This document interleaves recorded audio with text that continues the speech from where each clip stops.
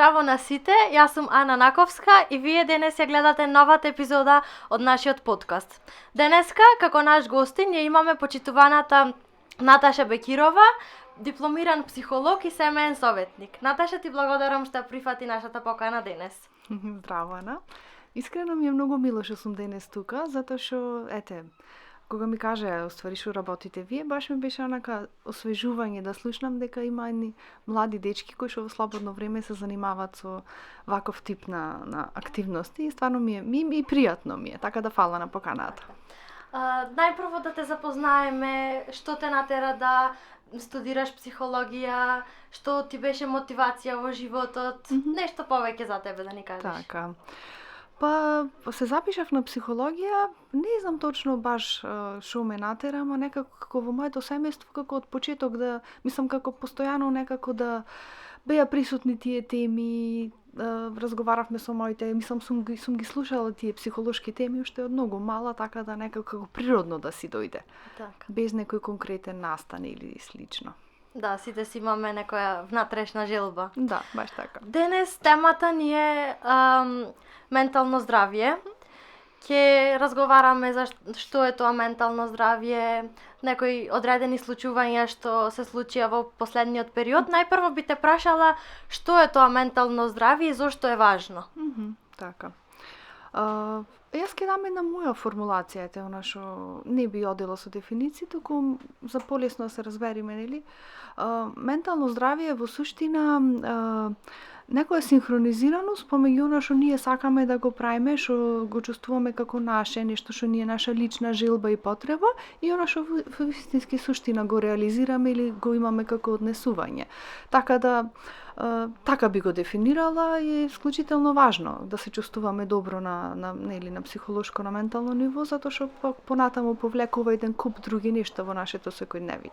Така, би те прашала следно дали менталното здравје е различно кај младите и кај повозрастните?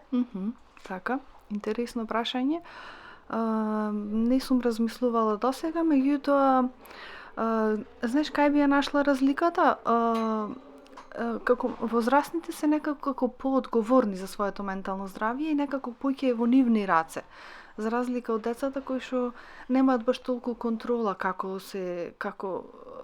затоа што нели средината може исклучително многу да влијае на менталното здравје на децата, а тие пак да немаат толку многу контрола врз тоа.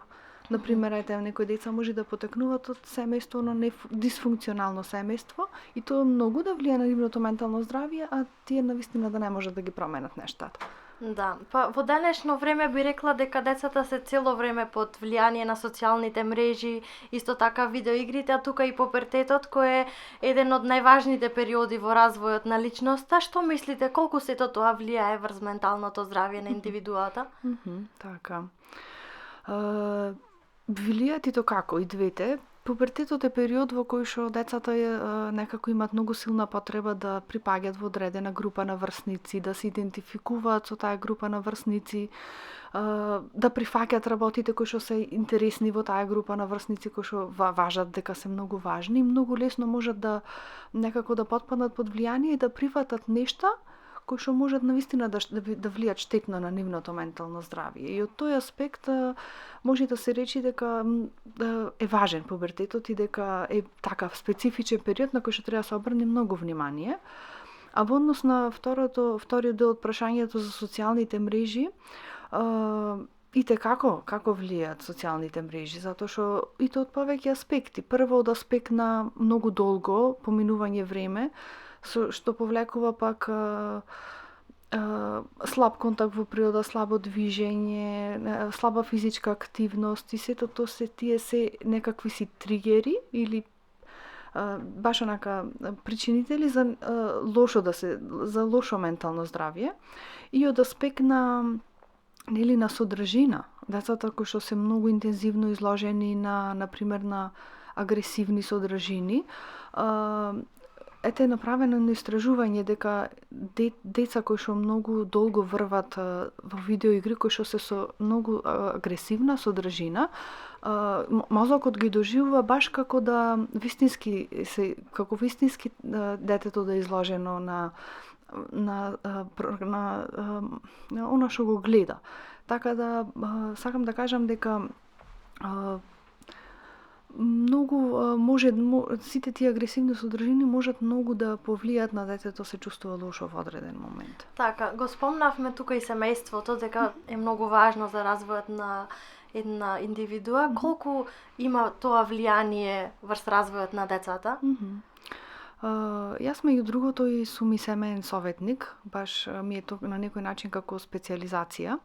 Семејството е можда и најважната алка во едно дете да се чувствува добро. Зошто е тоа така? Затоа што од семејството нели потекнува на чувството колку сме сакани, колку сме прифатени безусловно, колку колку се очекува од нас, дали се очекува нешто повеќе отколку она што ние можеме да го постигнеме, и сето тоа може да направи проблем доколку не е така. Да може да се јави нели ниска самодоверба, и сето тоа и како влијае на менталното здравје на едно дете. Така да колку детето е во по-функционално семејство, по-прифатено, посакано, толку по-ментално здраво ќе биде. Се почесто ги слушаме поимите булинг, полова дискриминација, но не сум баш сигурна дека сите точно знаат што значи тоа, докаде е границата на игра, а од каде почнува насилството врз учениците. Искрено да ви кажам, мојата пракса покажува дека булингот може многу да биде штетен за менталното здравје на една кревка личност, една кревка млада личност. Не можам да ви кажам колку многу може промени да донеси во животот на едно дете. Сега, каде се границите? Јас вака би рекла. Границите се во моментот кога ќе почувствуваме дека шалата која што помеѓу двајца, да речеме, така ќе ја наречам, не е прифатена од другата страна, односно веќе почнува да му смета. Кога ќе забележиме на фацијалната експресија дека едноставно не му е пријатно на детето со кое што се шегуваме, и тука треба да застани шалата. И тука јас би ја клала границата, она чувството на пријатност или непријатност од другата страна. Кога ќе почувствуваме дека навистина не му е пријатно на оној со кој што се шалиме, или доколку го нарекуваме со некој име, ако почувствуваме дека не му е пријатно, тука веќе треба да заврши. Да. Дали сметате, го спомнавме тука и училиштето и професорите, дали сметате дека стручните служби, најмногу психологот, се доволни во училиштата со оглед на тоа што имаме еден психолог, што треба да работи во некој училишта со над 750 ученици? Дали е тоа доволно? Во никој случај не можам да речам дека е доволно, и мислам дека баш онака како што викаш ти, на 750 ученици можда и 3 психолози се малку. Освен тоа што е еден психолог, праксата во нашите училишта е таја. Во едно училиште има еден психолог, некаде и го нема.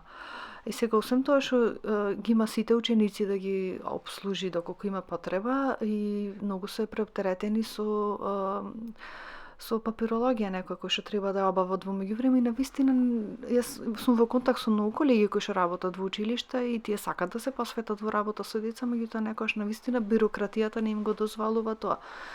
Единствено нешто каде што психолозите можат да делуваат е нели на тие групни активности, не знам, на оденески час на пример да се организираат некакви предавања, пример што спомнавме булинг или некакво родова различност, тој е момент кај што можат малку поќе да делуваат. Меѓутоа за индивидуална работа дефинитивно се многу малку. Да. Исто така живееме во едно поинакво време, би рекла, во кое што живееле моите родители. И свесни сме дека коронавирусот имаше исто така огромен ефект врз нашите животи. Најпрво бевме приморани за нашето лично здравје да останеме дома, а сега како тоа да ни преминало во навика да се дистанцираме од луѓето. Так. Што би кажале за тоа? Дали се сложувате?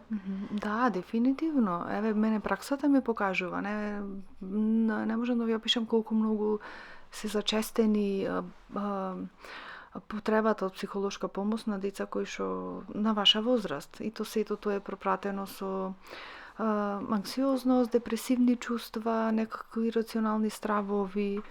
Не знам, короната направи многу штета на менталното здравје на децата, дефинитивно. И сега ние сме во еден период кај што се опоравуваме од сето тоа. И да, баш како што спомнавте, прво бевме во некоја фаза кај што се навикнавме дека ние во ред дома да седиме и ние некако тешко ни беше да излеземе од таа навика кој што ја стекнавме за време на короната. Меѓутоа, дефинитивно предизвика голем број на штети, затоа што короната ги затвори децата дома и тие се чувствува фрустрирани во задоволување на своите лични потреби. Потреба на децата е, нели, како што спомнавме, конкретно за вашата возраст, за средношколските деца, нели, да се дружат, да припаѓаат во одредена група, постојано да се во контакт со врсниците, да имат размена на, не знам, на мислења. И сето тоа короната го стопира кај децата и беше навистина фрустрирачко. А дали вие лично сте забележале некоја, да речем, поголема промена кај децата и како оваа криза влијаеше врз нив? Баш така, со многу некако зголемена анксиозност е многу зголемена кај децата. Се повеќе и повеќе деца бараат помош за третирање на анксиозни чувства, на ирационални стравови, депресивни чувства. И на таков начин мислам дека се манифестира сето тоа. Така, јас би рекла дека кога нешто не е во ред со нас и луѓето одоколу тоа го чувствуваат, а како така. Менталното здравје влијае врз нашите психофизички способности? Тие се многу поврзани. Физичкото здравје е многу поврзано со менталното здравје и се она што се манифестира низ нашето тело.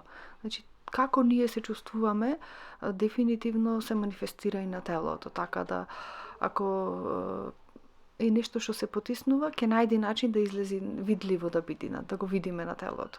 Да, а како да препознаеме кога ни се случува некоја промена? Би рекла дека тоа е веднаш видливо, но кај некои деца и не можеме да баш така. Приметиме веднаш дека се случува нешто со нив. Да. Баш така, ќе помине многу време додека се види дека детето се мачи со некаков внатрешен проблем или конфликт. Најлесно препознатливо е кога ќе почувствувате дека се она што детето претходно го правело, се она што, не знам, имало некои активности кои што си ги сака, кои што се дружело со вас, например. Мислам, ако правиме муабет сега за некој кој што треба да го препознаеме. Да. Не за себе лично.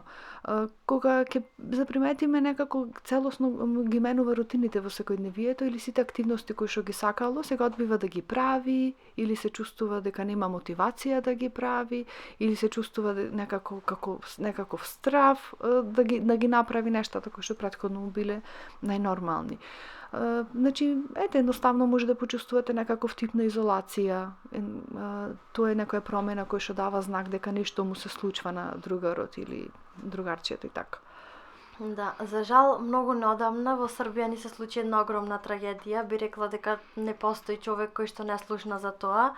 Дали мислите дека тоа се случи како резултат на менталното здравје на поединецот или поради влијанието на социјалните мрежи, на опкружувањето околу него, бидејќи слушнавме дека бил отфрлан од друштвото?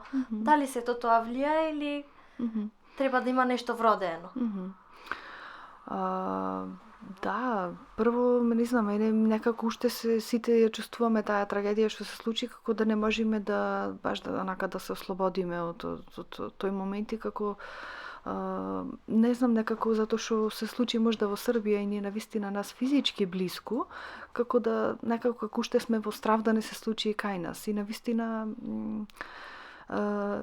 тешко е да на ваков тип на насилство и на ваков тип на ситуација е многу тешко да се откријат причините од старт, затоа што ги немаме доволните информации за детето. Меѓутоа, мое мислење е од професионален аспект дека не е само една причина. Веројатно тука се повеќе аспекти во игра. Веројатно и дефинитивно постои некаков тип на расстройство можда кај детето и меѓутоа и срединските фактори сигурно имале влијание. И семејната средина, значи тие три фактори како заеднички. А дали мислите дека децата имаат доволно храброст и би рекла и слобода, кога им се случува некоја промена во животот, да дојдат и да се обратат кај стручните лица како вас да кажат тоа и тоа ми се случува, не се чувствувам добро, дали би можеле да ми помогнете? Мислам дека се повеќе и повеќе се ослободуваат. Оти многу често ми се уват родители ќе ми речат да баш ми е чудно, вика, сама ми побара помош или сам ми рече ајде да побараме психолог. Така да мислам дека особено вашите генерации малце се ослободи од тие стеги дека одењето на психолог е нешто страшно или треба нешто да ти фали за да одиш на психолог. Мислам дека се повеќе и повеќе некако си барат помош. Сакат да разговарат со некој.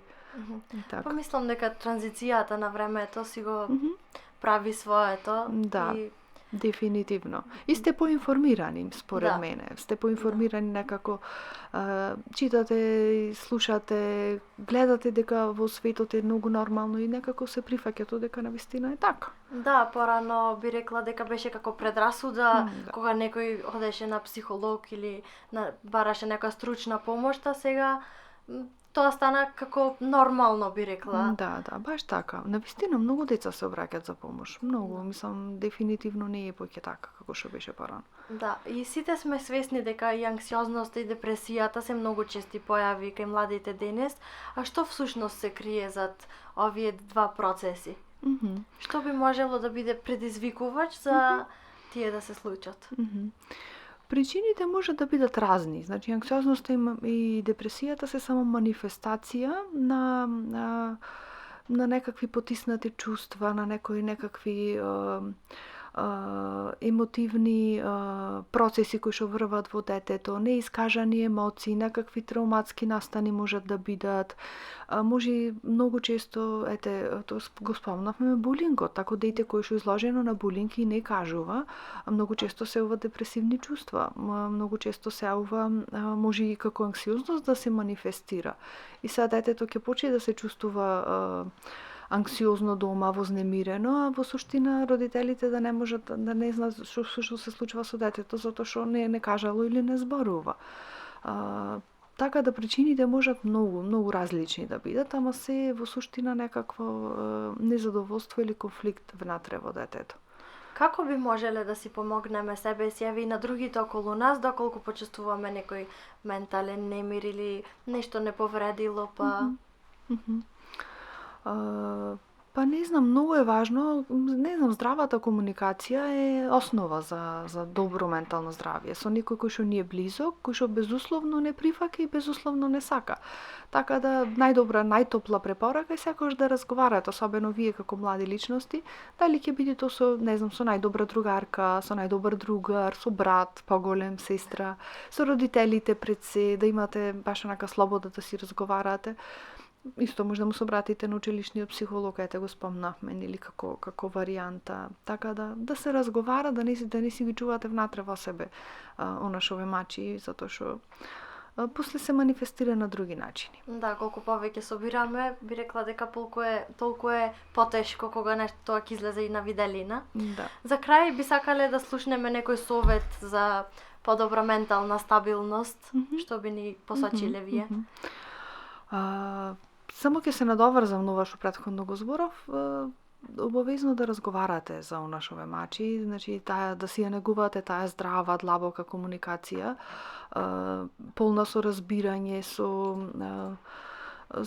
затоа што секогаш има решение за се, така да разговорот е онај кој што стварно навистина може да излечи многу нешта кои што за вас во моментот изгледаат страшни или нерешливи, кога со некој ќе се поразговара и ќе видите може да многу лесно да се најде решението.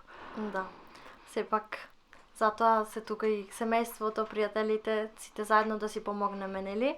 Да. Наташа, уште еднаш ти благодарам за твоето гостување денес, ти благодарам што одвои време. Се надевам дека нашите гледачи ќе применат некој твој совет. И дека ќе се дружиме повторно. Мене ми беше многу пријатно, Ана. Фала ти на поканата и така се гледаме, се надам за скоро. Драги слушатели, вие останете ми поздравени и се гледаме во нашата следна епизода. Чао!